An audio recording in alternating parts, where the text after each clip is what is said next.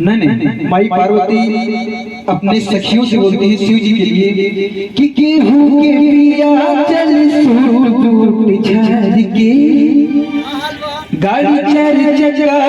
खसाज के संवार के कि हमर सैया लेके घूमे बसहा बड़ा हाई भाई सखी तोहर दुल्हवा ओ पियवा हमार बहुरावा। बसावत मतलब समझ रहे हैं व्हाट बसावत मतलब समझ रहे हैं चाचा क्या बैल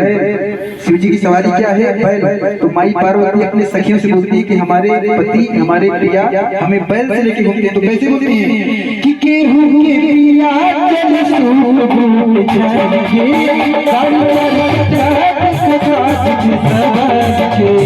गेहूं के पिया चल सूट झाड़ के गाड़ी चल कि हमारे पिया लगे घूमे बसहा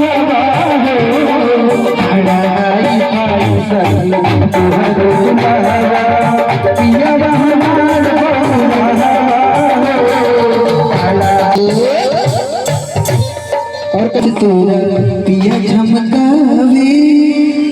और जैसे झाड़ सेंट मार पूरा देह गमकावे हमर बलमुआ भभुतवे लगावे। माई पार्वती अपने सखियों से कैसी बोलती है कि जिन सफेद के झकास तोरा पिया झमकावे जैसे झाड़ सेंट मार पूरा देह गमकावे